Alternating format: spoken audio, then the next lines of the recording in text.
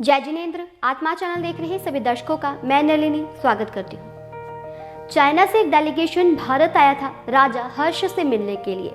हजारों साल पहले की सच्ची घटना।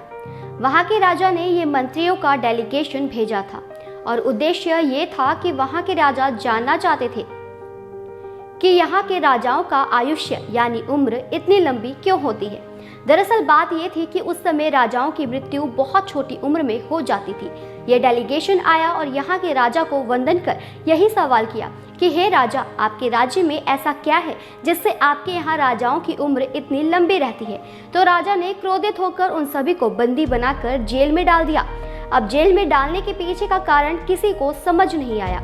एक दिन बाद खुद उनसे मिलने गए।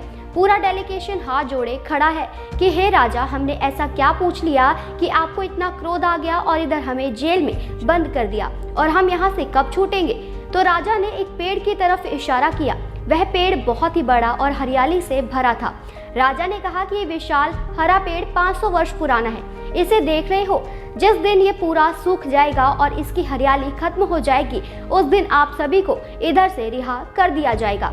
पूरा डेलीगेशन मायूस हो गया और सोच में पड़ गया कि 500 वर्ष पुराना पेड़ इतना हरा भरा है, जब तक ये पेड़ सूखेगा शायद हम जिंदा भी नहीं रहेंगे।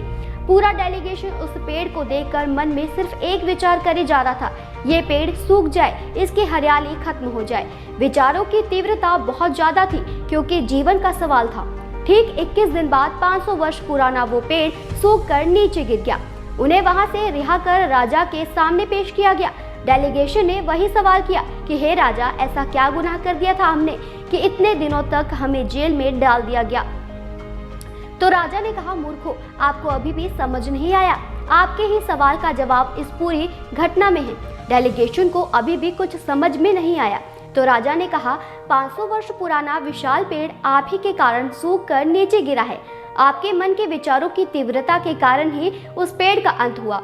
आपके राज्य में आपके राजाओं की नीतियों से प्रजा परेशान रहती है, इसीलिए प्रजा हमेशा ये विचार करती है कि राजा जल्दी मरे, उतना हमारे लिए अच्छा। और यहाँ हमारी नीतियाँ प्रजा के हित अनुसार तय होती है। उधर की प्रजा राजा को कोसती है और यहाँ की प्रजा मन से अपने राजा की लंबी उम्र के लिए प्रार्थना करती है।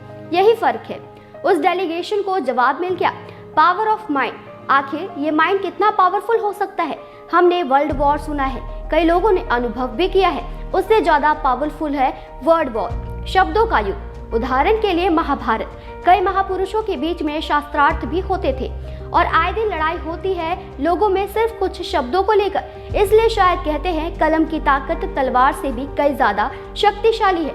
लेकिन इन सबसे भी ऊपर एक युद्ध है जिसे कहते हैं थॉट वॉर, विश्व युद्ध, शब्दों का युद्ध। और उससे भी बड़ा और खतरनाक ये विचारों का युद्ध। तीव्रता से विचार करने पर उसका असर बाहरी दुनिया पर भी पड़ता है। जैसे कहते हैं कि एक गंदी मछली पूरे तालाब को गंदा कर देती है।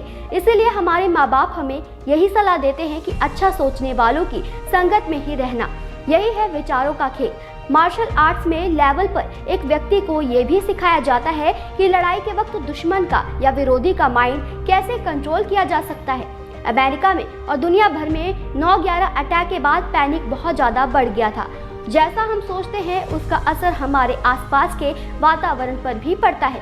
फिर चाहे पेड़ हो या पालतू जानवर। इंटरनेट पर भी नेगेटिव एनर्जी चेक करने के लिए कई तरीके बताए गए हैं। इसका अर्थ ये है कि सिर्फ भारत नहीं बल्कि विदेशों में भी इस बात की मान्यता है। इस चीज को मूवीज में भी दर्शाया गया है। कराटे किड ले लीजिए या फिर हैरी पॉटर। ये विचारों का युद्ध सिर्फ मूवीज तक सीमित नहीं है। आज Bharat, Pakistan, Israel, Syria, Iran, Iraq, रूस, अमेरिका, चाइना, कई देशों के बीच युद्ध जैसे हालात हैं। और अभी तो आप देख ही रहे हैं कि रूस और यूक्रेन के बीच कितना घमासान युद्ध छिड़ा हुआ है, जिसमें न जाने कितने मासूमों की जानें जा रही है। ये युद्ध इस बात का प्रमाण है कि जैसा हम सोचते हैं ठीक वैसा ही वातावरण धीरे धीरे बनता जाता है। पॉजिटिव सोचेंगे तो पॉजिटिव होगा और नेगेटिव सोच का असर तो आप दुनिया में देख ही सकते हो। इसीलिए आप सभी के लिए यही संदेश है, think positive, be positive, stay positive.